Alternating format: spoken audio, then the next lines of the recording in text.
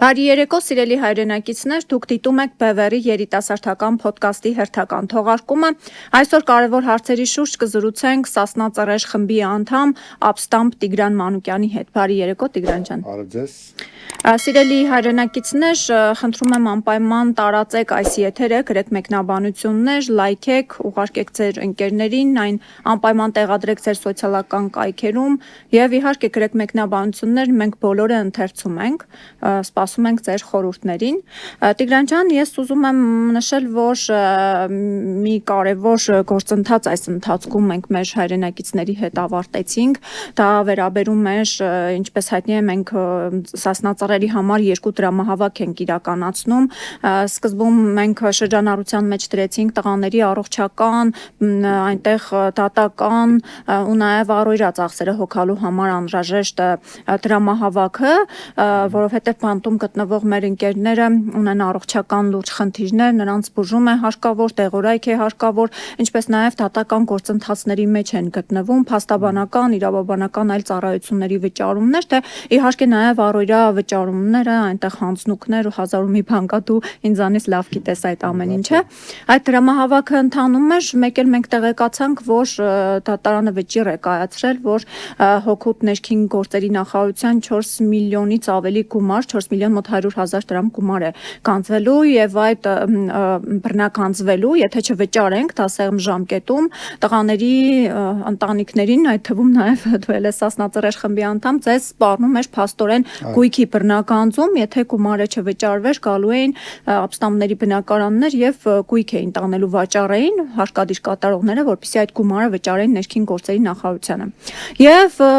ի պատիվ մեր հազարավոր աջակիցների մենք այդ դրամահավաքը դրեցինք շրջանառության մեջ եւ 1.5 օրվա ընթացքում կամ 2 օրվա ընթացքում այդ գումարը հավաքվեց, ինչի համար շնորհակալություն հայտնենք մեր բոլոր գաղափարակիցներին, բոլոր այն հայրենակիցներին, նվիրատուներին, ովքեր կանգնեցին Սասնա Ծռերի կողքին, սրանով, որովհետև իրենք միայն դրամական օժանդակություն չցուցաբերեցին, այլ կոնկրետ դա աջակցություն ծռերի էր, որ իրենք ապստամբների կողքին են, ճիշտ եմ, սա կոնկրետ քայլ էր մեր ժողովրդի կողքին։ Այո, այսինքն մեր ընկերները, մեր ժողովուրդը, այսպես մի քիչ ավելի գլոբալ ասենք, որովհետև կային մարդիկ, որոնք մեզ նվիրաբերում էին գումարը, բայց ես նրանց շատ հազվադեպ էի հանդիպում, օրինակ հանրահավաքներին կամ գրեթե չէի հանդիպում։ Մեր ժողովուրդը, այսպես ասեմ, ցույց տվեց գոնե ցեղային մտածողություն ունեցող, իսկական ազգային մտածողություն ունեցող մարդիկ ցույց տվեցին, որ իսկապես ոչ թե մեր կողքին են, այսինքն ոչ թե մեր ներանձնային իմաստով, այլ ազգային ազատագրական պայքարի առումով մեր կողքին են նաև ցանկացած պահի եւ ոչ միայն հենց ֆինանսական խնդիրների ժամանակ, որովհետեւ այն աջակցությունը, որ ես անձամբ հենց գրասենյակում ընդունում եի, ես տեսնում էի առանց ավելորդ չափազանցության եմ դա ասում, որքան հոգի ու կյանք կար այդ ամեն ինչի մեջ, որ մարդիկ սեր կար այնքան եւ իրենք կարծես թե ինձ մոտ այդ տպավորությունն էր, որ մեր ընկերները այնքան քիչ բան են անում եւ ափսոսում են, որ այնքան քիչ բան են կարողանում անել։ Գոնե իրենց խոսքերի մասով եմ ասում, այսինքն խորքի մեջ մեր միջուկը բավականին առողջ է եւ ինչ է պետք առողջ միջուկին, պետք է համբերատարություն եւ տոկունություն։ Եվ այս առումով ինձ համար շատ զարմանալի էր, որ հաշված ժամերի մեջ նույնիսկ այս ընթացքում երևի 1 օր ու կես 2 օրում գումար ամբողջովին հավաքվեց։ Սա բացառիկ նվիրում է, անգնահատելի նվիրում է, որը ուղղակի խոսքերի մակարդակով, ամենայն անկեղծությամբ խոսքերի մակարդակով անհնար է բացատրել։ Կան բաներ, որ պիտի զգաս, ոչ թե ուղղակի կարողանաս բացատրել։ Եվ այդ հաճելի վիճակը մեր համակիրները ստեղծեցին մեզ համար։ Այո, բացառիկ դեպքեր եղան այս ընթացքում թոշակառուները իրենց գումարներից, անգամ առողջական լուրջ խնդիրներ ունեցող տարեցկին, ում անունը ես չեմ նշի, ով առաջին դրամահավաքին մասնակցել էր, մի 2 օր հետո որ արդեն դրեցինք այդ նոր դրամահավաքը, այդ բռնականձման զանգահարել էր, ասում էր ես նորից այդքան գումար կնվիրաբերեմ, բայց ես ասացի ոչ, այլևս չի կարելի, որովհետև դուք արդեն արել եք ձեր նվիրատվությունը լրատվություն, ես վատ զգացի, իսկապես ինձ վատ զգացի։ Տեսեք մարդիկ որքան են գնահատում Սասնածռերի։ Գիտեք, իհարկե ամեն ինչ չի, որ այսպես հիմա մենք մեր մեջ ենք զրուցում, մեր լսարանը այդքան մեծ չէ, բայց ժամանակի ընթացքում ծերունդները կտեսնեն, որ այսպիսի մի խումբ է եղել, որ իրար համար հոգ է տարել։ Գիտեք, այնպիսի տպավորություն էր, որ այսպես տրանսպորտից իջնում են ու արագ գալիս էին գրասենյակ, որ չեմ չափազանցացնում, որ հասցնեն շուտ տպավորությունը, որ տղաներին արդեն մի նեղություն կտան։ Այսպիսի վիճակ էր, այս մասով ուղղակի Եվ ոչ միայն Հայաստանում, ես ԱՄՆ-ի մեր աջակիցներից տեղեկացա, որ այնտեղ էլ Լոս Անջելեսում ու նաև Եվրոպայում այնտեղ էլ կան շատ նմանատիպ օրինակներ, որ թոշակառուները, կոնկրետ Լոս Անջելեսի մեր աջակից թոշակառուները իրենց, այսպես ասած, վերջին պահեստային գումարները նվիրաբերել են, երբ տեսել են, որ տղաներին, ընտանիքներին բռնականություն է սպառնում, որովհետև իրոք սա անպատկերացնելի բան է, մարդիկ գնան զոհողության ու մի բան էլ հայտնվեն ճաղերի հետևում, հետո էլ մարդկանց ընտանիքներ գնան անհանգստացնեն, բռնականությունով վախեցնեն եւ այլն։ Ես ուզում եմ խնդրի մեկ այլ կողմ քննարկենք, Տիգրան ջան, քո կարծիքով նախ սիրելի հայրենակիցներ նշեմ, որ մյուս դրամահավաքը շարունակվում է, դեռ փոքր գումար կա, որը պետք է մենք համատեղ լրացնենք, եկեք իսկապես այս դրամահավաքն էլ ավարտին հասցնենք, շատ քիչ գումար է մնացել, սա վերաբերում է բանտում գտնվող մեր ապստամբ ընկերների դատական, բժշկական, ինչպես նաև առօրյա ծախսերին, մեծ մասը ձեր աջակցության շնորհիվ հավաքվել է, մենք կարողացել ենք հոգալ փաստաբանական, իրավաբանական ծառայությունների վճարներ, բայց այնտեղ մի հատված կա գումարի, որը պետք է նորից կարողանանք հոգալ, խնդրում ենք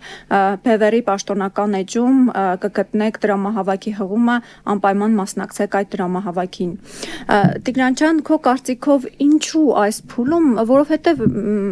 սա տարիներ շարունակ ցկցկվում էր այս դատական վճիռը։ 2022 թվականից էին դիմել փաստորեն ու ցկցկվում էր, մեկ էլ հենց տղաների դրամահավաքը դրեցինք շրջանառության մեջ, որ նրանց դատական, բժշկական եւ այլ ծախսեր հոգալու համար գումար է պետք ինչ որ հավաքել, մեկ էլ վճիռ հրապարակվեց, շատ անսպասելի էր։ Քո կարծիքը ինչպիսին է։ Իմ համոզմամբ, երևի թե կարծիքով չէ, իմ համոզմամբ ռեժիմը փորձեց հետախուզել, հասկանալ Բևերը, որը այսպիսի пассивություն է դրսևորում, պայմանական пассивություն, որը ինձ համար ընդունելի է եւ այլ տարբերակ չկա էլ։ Пассивություն ուղղակի գետնի վրա չենք, մյուս ոլորտներում իրենք գիտեն Բևերը ինչ է անում։ Ես գալիս էի դրան, որ ինչն է պատճառը, միգուցե իրենք թուլանում են, միգուցե ռեժիմը ինքը իր հետախուզական գործներ կատարում, տեսնելու համար արդյոք մեր համակիրները չեն հեռացել մեզանից եւ ռեժիմը ապտակ ստացավ այս իմաստով։ Շատ լավ ապտակ ստացավ եւ բավականին դիպուկ ստացավ այդ ապտակը, տեսավ, որ մեր ընկերները մեզ հետ են, մեր կորիզը կա, իրենց չգիտենք հետո ինչ անակնկալներ կմատուցեն, սա այնպիսի անմարդկային հակահայ եւ այնպիսի թրքաբարող ռեժիմ է, որ չես կարող ասել վաղը ինչ կարող են անել։ Սա իմ կարծիքով քայլ էր, իմ համոզմամբ քայլ էր, որպեսզի հասկանային մենք արդյոք լքված ենք ժողովրդից թե ոչ, որպեսզի մեր նկատմամբ նոր գրոհներ ու հարձակումներ սկսեին տարբեր ուղղություններով։ Որը ընթանում է, ընթացքի մեջ է, որոնց մասին այդ դեպքերի, վերջին դեպքերի մասին մենք առաջիկայում անպայման կխոսենք, դու կիմանաս այդ մասին, Տիգրան ջան, բայց առայժմ այս հաղորդման շրջանակներում չբարձրաձայնենք։ Լավ, իսկ միգուցե նախընտրական տրամադրություններ են շոշափում, որովհետև Բևերը, չէ, այսպես հարցը արկախված է թողնում, ասում է, որ ըստ իրավիճակի հայտարարությամբ հանդես կգանք, այսինքն կմասնակցենք ընտրությունների, թե չենք մասնակցի։ Գուցե նաև դա էր պատճառը, փորձում են հասկանալ, թե այս մեր լռությունը ինչով է պայմանավորված։ Ի սկզբանե չլինելով շատ ուժեղ, որպես շարժում, բայց մենք մեր սկզբունքայնության եւ բարոյական արժե համակարգով վերցրած վտանգ ներկայացրել ենք ռեժիմի համար եւ հիմա քանի որ ժողովուրդն ասում է, չէ, գող սիրտը դող։ Իրենք որ գողու ավազակներ նախկին ներկա խաղի մեջ են, իրենց համար մենք հիմա շատ ավելի անկանխատեսելի ենք,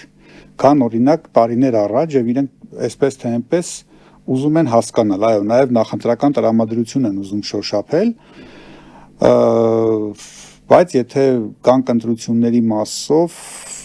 կդժվարանամ ասել արժե, չարժե մասնակցել, չգիտեմ, բայց այո, նաեւ ինչ որտեղ հետախուզություններ նախընտրական առումով։ Եվ արդեն 2-3 ամիս էլ լրիվ նախընտրական իրավիճակ է, կարծեք Հայաստանում, նախկիններ, ներկաներ, ինչքան դավաճաններ հայտնի ու ոչ հայտնի հանցագործներ կան, ասպարեզ են նետվել, եւ այս նոյեմբերի 9-ի այս չարաբաստիկ փաստաթղթի ստորագրման 5-րդ տարելիցին ընթառաջ դրանից հետո այդ օրը ինչ որ իրար արդարացնող ամեն մեկը չէ, Սերժը իրեն է արդարացնում, ինչքան պուպուշ էր ինքը, ինչքան լավն է, ժողովուրդը իրեն չգնահատեց, եկավ Վհուկ Նիկոլը հանձնեց Արցախը, բան, հետո Քոչարյանն է եկել իրեն արդարացնում, որ իր նման բան չի եղել, առաջնորդ չի եղել, որի իշխանության տարիներին 1 գրամ հող, 1 սանտիմետր հող չի զիջվել թշնամուն, խաղաղության բացառիկ տարիներ են եղել առաջընթացի։ Իրենց իշխանության օրոք հանձնվել են բուֆերային գոտիները թշնամուն, այսինքն նախապատրաստվել է հող, հետագայում պարտության տանելու համար։ Այսինքն բուն գործողության մեջ իրենք այնքան էլ մասնակցություն չեն ունեցել, բայց սկիզբը իրենք են դրել։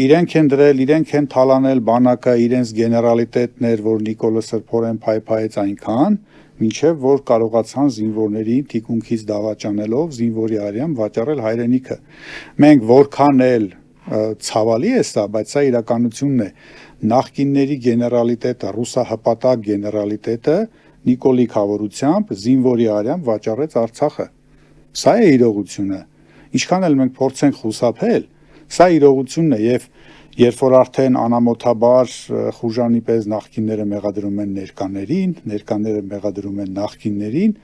երկուսն էլ ճիշտ են։ Հստակ ճիշտ են երկուսն էլ եւ այս նախընտրական շոուն, որ կազմակերպել են, ինձ թվում է, որ հնարավորինս փորձում են նախկիններին ակտիվացնել, այսինքն Սերժ Սարգսյանը 7 ժամ գրեթե խոսում է ոչինչ չասելով։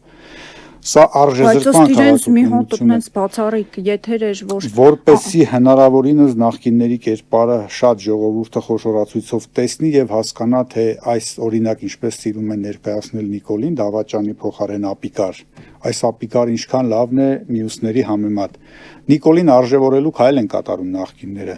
Իրենց եթե պետք լինի, օրինակ կարող են հրահանգ ստանալ օրինակ Մոսկվայից եւ սկսեն օրինակի համար շատ ավելի անհեթեթ բաներ անել, որպեսզի ընդհանրապես նողկանք առաջացնեն։ Եթե պետք լինի, նրանք այդ հրահանգներ կկատարեն, որովհետև Մոսկվան տարածաշրջանը ակնհայտ է, որ փորձում է հանձնել Բաքվին, Անկարային, եւ այստեղ ինչ հրահանգ տա, սրանք պիտի կատարեն։ Եվ այստեղ էս ավելի մեծ խաղ է գնում, քան մենք պատկերացնում ենք։ Եվ հիմա որպեսզի կարողանան Նիկոլին արժևորել, ամեն ձևի, ամեն անհեթեթության պատրաստ են առաջիկայում։ Այնպես որ ինձ համար գոնե զարմանալի չի։ Այսինքն դա ոչ թե մրցակցություն է Սերժ Սարգսյանի կողմից, ոչ թե նորից իշխանության գալու քայլ է, այլ Նիկոլին, այսպես ասած, տեսեք, որովհետև ինքը փաստորեն Նիկոլ Փաշինյանին ոչ մի թիզական է ներկայացնում, չէ՞։ Ասում է մենք փողզիչումային տարբերակով փորձում էինք լուծել մադրիդյան սկզբունքներ, դրա մասին Քոչարյանն էլ է ասում է ոչ մի թիզականությունը անընդունելի է, դա մենք ի սկզբանե ասել էինք, ով Նիկոլ Փաշինյանը Արցախը հանձնած, հիմա Հայաստանի իրենց սովետական Հայաստան են, չէ, ասում ես եղած տարածքը, թշնամու ձեռքում տարածքներ կան ու Նիկոլ Փաշինյանին փաստորեն ասենց լավ սիրուն ներկայացրեց Սերժը։ Այո, դե ես քիչ առաջ ասացի, Հերմինե ջան, ամեն ինչ անում են, որ իրենք պետք լինի հիմարել Երևան։ Միայն թե այս պահին կարողանան այնպես անել, որ ժողովուրդը Նիկոլ Փաշինյանին ամուր բռնի։ Նրանք հիմա փրկում են Նիկոլի դեմքը։ Իրենց ներկայությամբ փրկում են Նիկոլի դեմքը, այստեղ չկա մրցակցություն, կա։ Ոչ միայն Նիկոլի կներես, նաև Ռուսաստանի։ Որովհետև չէ, ամեն կերպ արդարացնում են այդ նոյեմբերի 9-ի փաստաթուղթը շատ լավն է։ Իրենք ռուսական ճամբարում են։ Հասկանում եք, հիմա ես նորից եմ կրկնում ռուս-թուրքական այդ բանը ընդունում հանձնման գործընթացը պիտի այնպես սահուն անեն, որ մեր ժողովուրդը չնկատի նախկիններ թե ներկաներ եւ պիտի ներկայացնեն Ռուսաստանին պուպուշ, որպեսզի դիմադրության իմիտացիա ստեղծեն, իբրև թե հակառակվում են։ Իրականում խաղ է, եթե կարճ ձևակերպենք, խաղ է, լուրջ խաղ է, իրականում չկա մրցակցություն։ Եվ հիմա փաստորեն մենք այն ինչ տեսանք 2021 թվականի ընտրություններին, այդ նախկիններ ներկաներ պայքարը ցավալիորեն նույնը ինչ որ նոր դեմքերով, ինչ որ օլիգարխների, ռուս միլիարդատերերի դեմքերով տեսնելու ենք հիմա, բայց մենք շատ լավ գիտենք, որ ամեն մեկն էլ իր ձևով թալանել է, հանցագործություն է կատարել, դավաճանել է այս ժողովրդին։ Հիմա Խնդիրը նրանում է, թե որքանով նորից սա կաշխատի նախկիններ ներկաներ խաղը։ Այս փուլում կարծեք թե աշխատում է։ Գիտեք, քանի այս համակարգը գործում է, իրենց ուզած սցենարը գծելու են։ Ես դրանում կասկած չունեմ։ Օրինակ մեր մոտ Հայաստանում, մեր տարածաշրջանում, հատկապես անգամ Վրաստանում, որ մեզանից ընդունենք, որ քայլ առաջ է քաղաքացիությունը, անգամ այնտեղ կարողանում են ռուսահպատակ ուժեր իրենց առաջ տանել։ Գիտես, քանի այս համակարգը կա, նրանք իրենց ուզած սցենարով վերարտադրվելու են։ Իրենց ուզած սցենարով, երբ ուզեն։ Ինչքան է սա ցավալի է հնչում քաղաքացիների համար, գուցե շատերը չընդունեն, համաձայն չլինեն, բայց այս համակարգը ինքը շատ խորը արմատներ ունի։ Ես նկատի չունեմ, որ իրենք բավականաչափ ուժեղ են։ Չէ, ժողովուրդն է հանդուրժող, այդ իսկ պատճառով իրենք ցանկացած սցենար իրականացնող են խորհրդարանում։ Եկեք մի քիչ իրատես լինենք, իրենք ինչ սցենար ուզեն կարող են գծել։ Մուրշ մանգաղաստեղը վառ օրինակ մեզ։ Լավ, եթե ոչ ընտրություններ, գիտենք, որ ընտրություններ չկա Հայաստանում, գաղութում ընտրություններ չեն լինում։ Լավ, այդ դեպքում ինչպես մենք կարող ենք հասնել այդ համակարգային փոփոխություններին։ Գիտեք, չափից ավել էմոցիոնալ եւ բոս տակարյուն մարդիկ միշտ ինչ-որ լուծման են փորձում գնալ, բայց եկեք մի քիչ ցավ գտնվենք, հասկանանք, որ հիմա կա ուղակի պայքարի կանթեղը պահելու խնդիր։ Մենք այս պահին հիմա կմասնակցենք, չենք մասնակցի, իմ կարծիքով չմասնակցելն է ճիշտ, սա իմ կարծիքն է, բայց մենք հիմա խնդիր ունենք պայքարի կրակ այնքան պահելու, մինչև որ արտաքին աշխարհի իրադարձությունները կփոխվեն եւս դրա մենք կկողմնորոշվենք, քանի դեռ ռուսական կայսրությունը ինքը իր հերթական թուլացումը չի ապրել, ինչպես որ 91 թվականին տեղի ունեցավ։ Բայց թուրքականն է ուժեղանում ու Նիկոլ Փաշինյանն է ուժեղանում։ Իհարկե, բայց այո, սա եկեք չմոռանանք, որ սովետական ժամանակաշրջանում Հայաստանում բազմաթիվ գյուղեր թուրքաբնակ էին, բայց երբ որ կայսրությունը տրողվեց, թուրքերը շատ արագ հեռացան այստեղից։ Այո, թուրքական գործոնի ակտիվացում կա եւ որը շատ վտանգավոր է։ Սակայն այդ դրա համար ենք մենք բանանում։ Պետք է մնանք պայքարի մեջ, որպեսզի երբ կայսրությունը ի վերջո ինքը իր ժամանակավոր տրոհումը ունենալու է, այդ ընթացքում 91 թվականի նման մենք կարողանանք վերաարժևորվել, վերաիմաստավորվել եւ արագ թռիչք ապահովել, ինչպես որ դա եղել է Սարդարապատում, ինչպես որ եղավ Արցախյան գոյամարտում։ Այսինքն ես մի տոկոս անգամ կասկած չունեմ, որ երբ որ արդեն այդ ընդունման հանձնման գործընթացը սկսվի, մենք կկարողանանք այդ պահին վերելք ունենալ։ Մեր ժողովուրդը, երբ մայիսին դուրս եկավ փողոց սրբազան շարժման ժամանակ, այդտեղ կոնկրետ միայն հենց Բաքրատ սրբազանը չէր, այնտեղ կար հակաթուրքական ալիք։ Դա հակաթուրքական ալիք էր։ Սա Նիկոլ Փաշինյանի կարմիր լույսն էր։ Եվ մեր ժողովուրդը կրկին այդ վերելքը կունենա։ Բայց որովհետև մանավանդ այս փուլում նորից չէ խոսվում է Նիկոլ Փաշինյանը օրերս էր գրառում էր արել, որ մենք վերադարձնելու ենք սահմանազատման եւ սահմանագծման գործընթացի շրջանակներում Արցվաշենը եւ Հայաստանի Հանրապետությանը պատկանող տարածքները, նկատի ունի Սև լճի տարածքում, որ թուրքերը ներխուժել են թշնամին, բայց չի ասում ինչ է հանձնելու։ Մենք գիտենք, որ հանձնելու է, չէ, այնտեղ անկլավների խնդիր կա, եւ ի վերջո սա փաստորեն մենք նաեւ մեր Facebook-յան պաշտոնական էջում հրապարակում արեցինք, որ շատ վտանգավոր սցենար է տեղի ունենալու Արցվաշենի անվան տակ, սա փորձելու են առաջընթաց որպես ցույց տալ ժողովրդին, բայց իրականում միջանցքների փոխանակում է տեղի ունենում ու տարածքային կորուստ ենք մենք նորից ունենալու։ Տարածքային կորուստը ունենալու ենք, սակայն այստեղ երբ որ կոմունիկացիաներն են սկսում աշխատել, արդեն փաստորեն այդ տեսեք Արցվաշենն եք ուզում, տեսեք հեսա վերադարձ, այո, ճիշտ ես ասում, իրենք սա շատ վտանգավոր խաղ է, բայց երբ արդեն մեծ փոփոխությունները, մեծ նոր աշխարհակարգում տեղի ունենա, ամեն ինչը փչվելու է գնա, ես չեմ կասկածում։ Իրենք ես կարծում եմ սա ռուս-թուրքական շտապողականության դրսևորում է, հնարավորինս կորզեն մի բան, որ վաղը կարողանան սրանից կարճել, բայց թող չլինեն շատ ավելի արմատական եւ շատ ավելի խորքային, քան սովետական միությունն էր, որ ինքը այստեղ ամբողջովին այդ ինչպես են ասում, ակուդավի ձենիցը, որ պիտի փախնեք, չէ։ Հիմա էլ նրանք այդ սցենարով փորձելու են այնպես անել, որ Հայաստան այլընտրանք չկարողանա ունենալ։ Այդ տան Արցվաշենն եք ուզում, հողակտոր խնդրեմ վերցրեք, բայց այնպես անեն, որ արդեն միջազգայինորեն իբրև թե հաստատեն, որ այս ճանապարհը բացվեց, թշնամու, օրինակ մեզ համար թշնամու ճանապարհը արդեն կա եւ ինչ կարող են անել, ոչինչ չեն կարող անել։ Ուզում են հանգեցնել դրան։ Սակայն Բայց քանի որ Տիգրան ջան դու մայիսից խոսեցիր, այդ ժամանակ հիշում ենք բողոքի ալիքը ժողովրդի ինչի Կիրանցի այդ հատվածում տարածքներ հանձնելու հողի վրա այդ դիմադրությունը բարձրացավ։ Հիմա եթե սրանք նորից գիտենք անկլավներ են փորձելու հանձնել, գուցե այդ դիմադրության ալիքը նորից կբարձրանա, հենց այդ հակաթուրքական շարժումը նորից կծնվի ու այս անգամ հաջողությամբ կպսակվի, այն կունենա այնպիսի առաջնորդներ, որոնք իսկապես վճռական կլինեն եւ մինչեւ վերջ կգնան։ Պարզապես մենք դատապարտված ենք անել այն, ինչ դու ասում ես։ Մենք դրան դատապարտված ենք, ես ոչ մի տոկոս չեմ կասկածում, որ արտնացում լինելու է։ Միշտ գիտեք ասում են, այլևս ժողովուրդը հիասթափվեց, այլևս դուրս չի գալու, բայց դուրս եկան նաեւ մայիսին անցած տարի։ Միշտ էլ դուրս են գալու։ Միշտ էլ ժողովուրդը իր քայլը անում է։ Այլ հարց է, որ առանցին անհատները մենք եւ այլն ճիշտ չեն կողմնորոշվում, որովհետեւ մենք մեր ժողովուրդը այդ առումով շատ անկանխատեսելի է, բայց որ ժողովուրդը իր քայլն անում է, դա հաստատ է։ Եվ այս առումով Նիկոլ Փաշինյանը իր ամբողջ բացասական դրսևորումներով եզակի նվեր է հայ ժողովրդի համար, հասկանալու համար, թե ինչպիսին պիտի լինես եւ ինչպիսին պիտի չլինես, որ այսինքն սա եկել է ցույց տալու բոլոր հայ ժողովրդի բացասական սովորությունները, բոլոր բացասական հատկությունների հավաքական կերպարն է։ Եկել է ասելու, թե ինչպիսին չպիտի լինի հայ մարդը։ Եվ սա նաև մեզ մեծ դաս է վաղվա պետականակերտման ճանապարհին, մենք արդեն հետ ենք նայելու, հասկանանք, որ ինչի առաջ կարող ենք կանգնել, եթե մենք չլինենք սկզբունքային եւ չլինենք արդար։ Եվ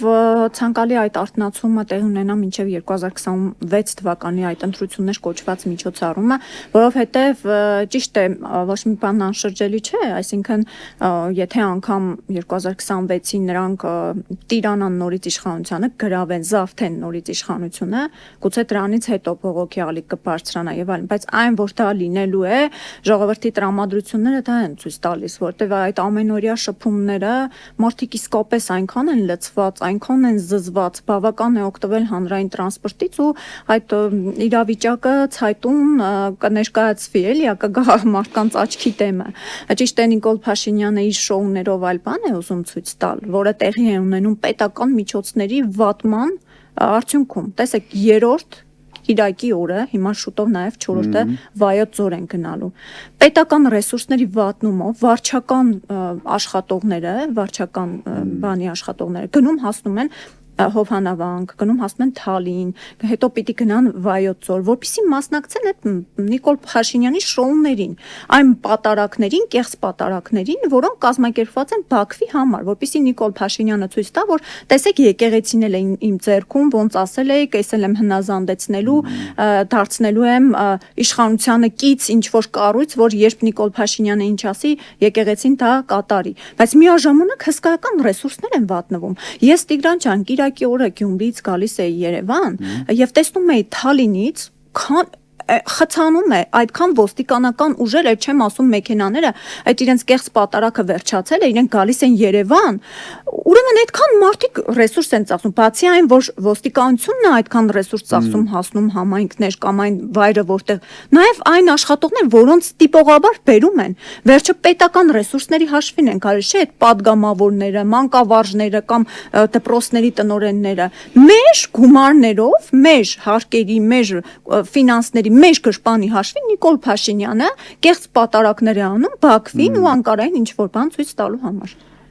Սա կոչվում է համակարգային կոռուպցիա, համակարգային, այսինքն պետական մակարդակով հանցագործությունը տեղի ունենում ամեն օր դա տեղի է ունենում եւ մենք դա գիտենք։ Ես այն կարծիքին եմ, որ մեր ժողովուրդը իր բոլոր այս թերացումներով հանդերձ ինքը ունի իր խորքի մեջ իմաստնություն եւ հասկանում է, որ այս չարիքի կայսրությունների դեմ ընդվզել այս պահին կորստաբեր կլինի իր համար շատ անդառնալի։ Իմ կարծիքով երևի մեր ժողովուրդը այսպես խորքի մեջ սպասում է հարմար պահի իր ըմբոստությունը ցույց տալու համար։ Ես այն կարծիքն ունեմ, չնայած որ դեռ այս նոր մարտահրավերը, որը կգա մեր ժողովրդի առաջ, նոր արտագաղթների եւ նոր արունայաղությունները չբացառենք։ թշնամու Որ կողմից։ մարտահրավերը նկատում։ Այսինքն, երբ որ արդեն օրինակի համար պատկերացրեք Ռուսաստանը ուղիղ միջամտի Հայաստանում տեղի ունեցողին ռազմական ձևով օրինակի համար կամ լինի թուրքական Բայց ինչին է պետք Ռուսաստանին միջամտել, եթե առանց ուղիղ ձևով միջամտելու էլ ստանում են այն ինչ երբ պետք ինքը է։ տեսնի, որ կորցնում է Հայաստանը, իմ կարծիքով, իսկ արևմուտքը ինչ որ չափով տարածաշրջանում է։ Երբ ինքը տեսնի, որ կորցնում է տարածաշրջան, ինչպես դա խորհրդային միության փլուզման ժամանակ արեց, ինքը զորքով մտել էր Երևան։ Մենք լավ հիշում ենք, ես հիշում եմ գոնե։ Այսինքն գոնե հետ հայացքով որ նայում ես, հետո ես կարողանում վերլուծել, այն ժամանակ փոքր էի։ Այսինքն ինքը երբ արդեն գերտերությունները ռազմական միջամտություն են ցուցաբերում, սա նշանակում է, որ արդեն հրովարտակներով աշխատելու ժամանակներն անցել են։ Ինքը արդեն պիտի ուղիղ միջամտի, որն էլ արդեն հերթական ցնցման կտանի մեր ժողովրդին, բայց դա նաև արթնացման կտանի։ Այսինքն իսկապես մեր ժողովուրդը կարթնանա, որովհետև գիտես, եթե Երևանում ապրող քաղաքացին չի կարողանում հասկանալ սահմանամերձ գյուղերում ապրող քաղաքացիներին, իրենց ապրելակերպները տարբեր են լինում, մինչև նա չհասկանա սրան, մինչև ինքը չտեսնի, որ իր երեխան էլ է վտանգված, ինչպես սահմանամերձ գյուղում ապրողի, մենք այսպես նորմալ պետություն հաղթական հայրենիք չենք ունենալու։ Այ պիտի ոչ թե ես դա եմ ցանկանում, իսեր Աստծո, այլ դա պիտի լինի, պիտի ամբողջ ժողովուրդը ցնցման ենթարկվի, որ հասկանա մեկը մյուսի ցավը, ոչ թե զինվոր չկորցրածը կարողանա ուղակի կենազներով բավարարվել զինվոր կորցրածի ծնողի հետ զրուցում, այլ բոլորը պիտի հասկանան, որ բոլորին նույն բանն է սպասվում։ Իսկ այսօր երևանցին կենցաղայնորեն շատ ավելի լավ վիճակում է Երևանում ապրողը կամ այլ քաղաքներում, քան սահմանամերձ։ Եվ եթե լինի այդ վատ միջամտությունը կայսրության, այդ ընթացքում մեր քաղաքացիները իսկապես մեկը բոլորը մեկի համար կդառնան, այնպես որ այդ չարիքը նաև բարիք է բերելու։ Այ Տիգրան, չարիքի կայսրության այդ թշնամական քաղաքականությունը շատ լավ այս 44-օրյա պատերազմից ու նաև 2023 թվականի Արցախի վերջնական հանձնումից հետո մեր ժողովուրդը հասկացավ, ժողովրդի մեծ մասը գոնե։ Բայց արի ուտես, որ 5-րդ Շարասյան պարագլուխները մինչև հիմա Պուտին, Ռուսաստան ասելով սենց սրտները դողում է Սերժ Սարգսյանի ու Ռոբերտ Քոչարյանի, այսպես իրար հերթ չտալով Ռուսաստանի միջնորդությամբ պիտի դադարեցվեր պատերազմը, Ռուսաստանը սա պիտի անի, չպիտի կորցնենք Ռուսաստանի նման դաշնակցին եւ այլն։ Այսինքն մենք մի տեսակ երևի ես ավելի մի քիչ դրական էի սրանց նկատմամբ տրամադրված, մտածում էի, որ գոնե այդ եղածից հետո հերու կքաշվեն, ձայն ծպտուն չեն հանի, բայց սրանք Նիկոլ Փաշինյանին հավասար, այնքան ոչ պետական, այնքան դավաճաններ են, թշնամի են, մեր պետականության թշնամիներ են, որ մինչև հիմա սրանք պես երկիրը փորձելու են տանել ռուսական կցորդ դարձնել։ Ես հույս չունեմ, որ սրանք երբևէ խելքի կգան։ Չէ, գիտեք, խելքի գալը մոռանանք, ընդհանրապես ես շատ չեմ կարող մտաբերել մի քաղաքացու, որը ունեցել է ռուսական կողմնորոշում, իսկ հայերը չեն ունենում ռուսական կողմնորոշում, ցավոք սրտի այն հայերը, ովքեր ռուսական ուղղվածության են, նրանք ռուսից ավելի ռուս են։ Ռուսական կողմնորոշում չունեն, ուղղակի ռուս են, ռուսից ավելի ռուս եւ այս մարդկանց համար կլինի Տեր-Պետրոսյան, Քոչարյան, Սերժիկ թե Նիկոլ, իրանց համար պետականություն, պետություն, հայրենիք, ես ամբողջ սրտով զգում եմ, որ այս համակարգը, այս անդաստերակների շնորհիվ, նրանք ի վիճակի չեն ընդհանրապես հասկանալ ինչ բան է հայրենիք, պետություն, մեզ քայլ անելու ապստամբության տարել է հենց սրանց այդ անհայրենիք վիճակը, երբ որ դու հասկանում ես, որ այս մարդկանց համար գոյություն ունի միայն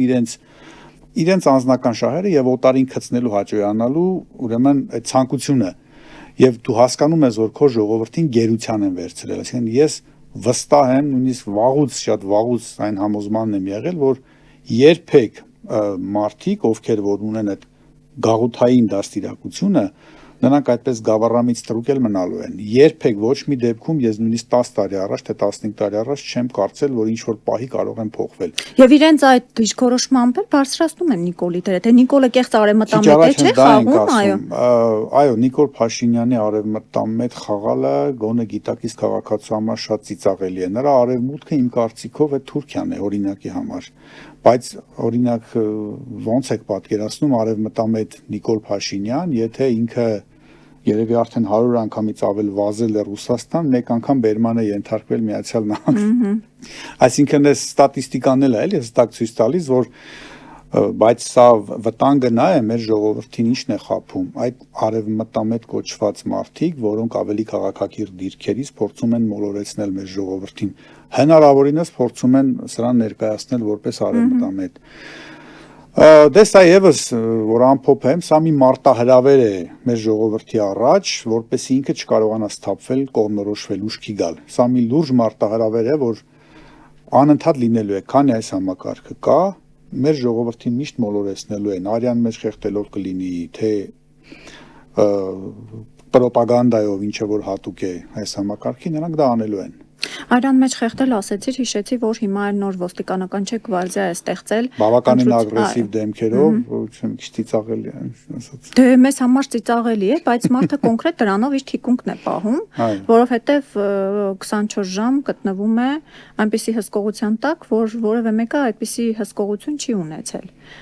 Ամբողջ ճանապարհներին, որտեղ ինքը գնում է ոստիկաններ, ոստիկանություն, դու գոնե գիտես, երբ որ ԿՊ-ն վարչության նիստ է անում, անգամ մեր գրասենյակի դիմաց բերում ոստիկաններ են շարում։ Մի քանի շերտերով։ Լուսացույցների տակ ժողովրդին կանգնեցնում են, լուտանքներով անեծներ են ստանում ժողովրդից բազմաթիվ, հենց միայն ընդհանրապես սովորական շարքային ոստիկանը պատասխան է տալիս դավաճան ղեկավարության փոխարեն ամեն օր։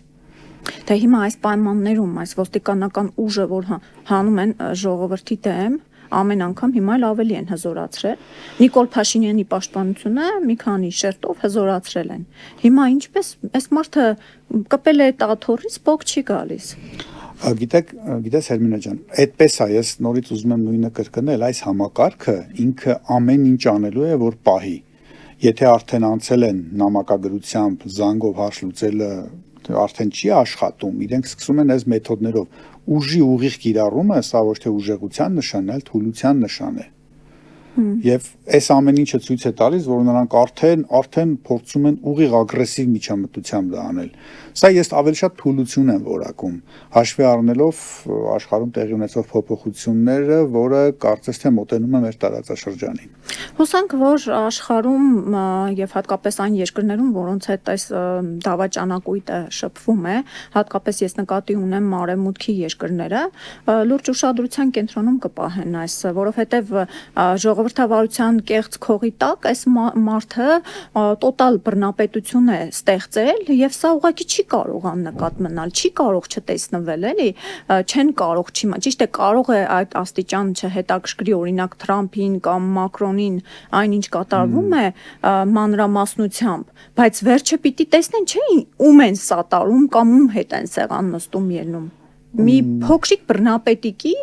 ով կարելի ասել ուղղակի Ալիևի ու Էրդողանի ենթական է դարձել, նրանց հրահանգներ կատարող ընդամենը։ Իմ կարծիքով իրենք ուղղակի այս պահին ես այդպես եմ հասկանում, իմ կարծիքով իրենք շատ լավ գիտեն թե ով է սա։ Պարզապես այս պահին տարածաշրջանում, ինչքան որ ես եմ հասկանում, իրենք երկրորդ ճակատ չեն ուզում ստեղծել, չեն ուզում այստեղ բողոքի ալիքներ շատ լինեն։ Ուկրաինական վիճակը բավականին շատ է, էլի արդեն իրենց համար։ Իմ կարծիքով լավ էլ հասկանում են եւ որ ինչպես են ասում, էլի ստի ոդկը կարճ է, չի կարողանա, Նիկոլ Փաշինյանը չի կարողանա շատ երկար այսպես խաբել։ Ամեն ինչին վերջ ունի, բայց այս համակարգը քանի դեռ գործում է, դեռ նա կվերարտադրվի։ Այն պահին, երբ որ արդեն կսկսվի այն իրավիճակը, որ իսկապես երբ որ արդեն սրանք զանգեր կունենան Կրեմլ եւ նրանք զբաղված կլինեն իրենց, չգիտեմ, հարցերով, այդ ժամանակ արդեն սրանք որ անտեր մնացին, ժողովուրդը շատ արագ այդ հոտը կառնի, ինչպես որ դա եղավ, ուզում եմ կրկնել 91 թվականին։ Հոտը առավ ժողովուրդը։ Հուսանք Տիգրան ջան, որ այդ ժամանակը շուտ կգա եւ մենք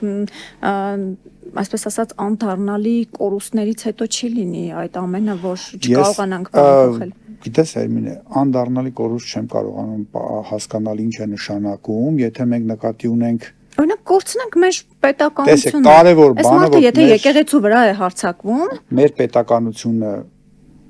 կարևորը մեր պետականությունը պահպանվի։ Որքան էլ դա ցավալի բան եմ ասում, եթե մենք շատ քաղաքացիներ կունենանք արտագաղթի նոր ալիքի տեսքով կամ զոհվելու տեսքով ինչ որ քաղաքացիական բախումների մեջ, որքան էլ դա ցավալի է, Բայց ամենակարևորը մեր պետականությունը ինչ որ գնով պահպանելն է։ Այո, սա ամենակարևոր բանն է, որ պետականությունը չկորցնենք։ Ես ինչքան որ ես հասկանում եմ, պետականության կորուստը նաև արտաքին աշխարհին ձեռնտու չէ։ Նկատի չունեմ Ռուսաստան, Թուրքիա։ Ինչքան որ ես եմ հասկանում, նաև արտաքին աշխարհին ձեռնտու չէ, եւ պետականությունը իմ համոզմամբ կա պահպանենք, բայց քաղաքացիների այս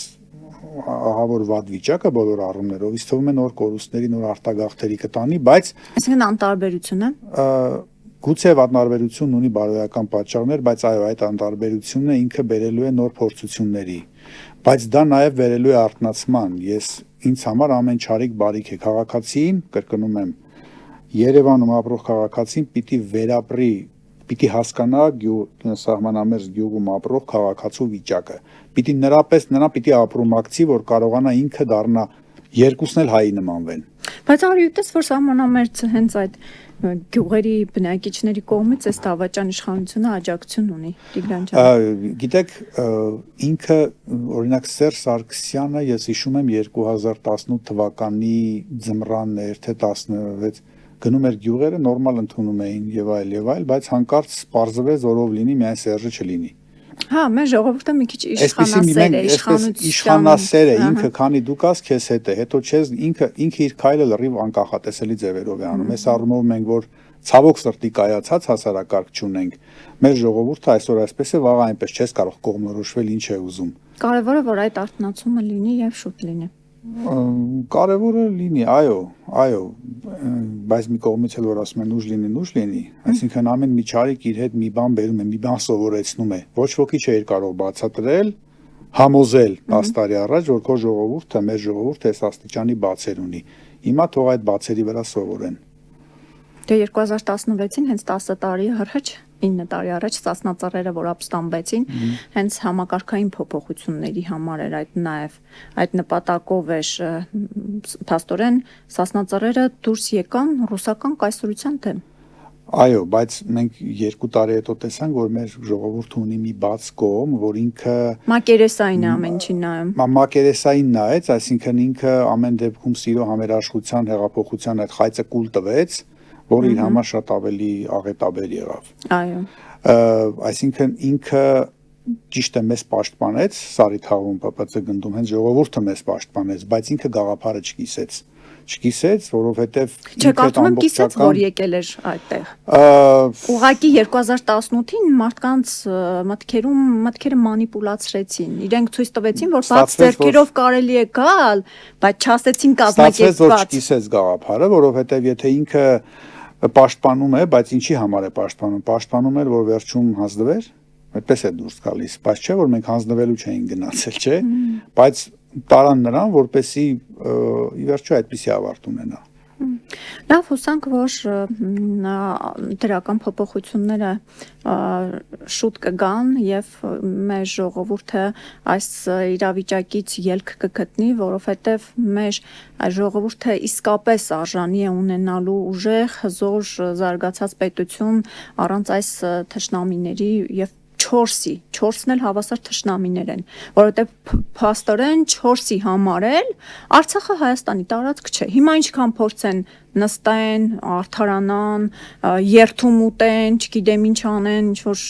եթերներով երևակայվեն եւ այլն սուրբ խաղան, Սերժիկները, Քոչարյանները ու մյուսները,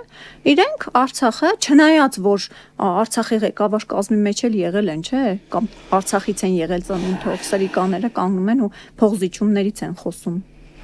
Ամոթարի է սա։ Դες օրինակ մենք կրկին այսպես խոսում ենք այս սովետական համակարգի դաստիարակություն ստացած մարդկանց, օրինակ Կարեն Դեմիրճյանին չմոռանանք, որ ասում էր Արցախը գրպանումս է, հանեն տամ Ղարաբաղը։ Այսինքն այնպես չի էլի, որ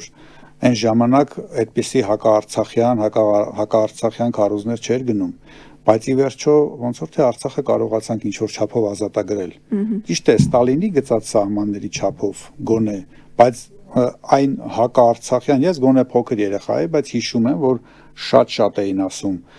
դե օրինակ Արցախը ինչ այդ մեր մասի սարը չի, ես չգիտեմ ինչի չի, Արցախը ինչ։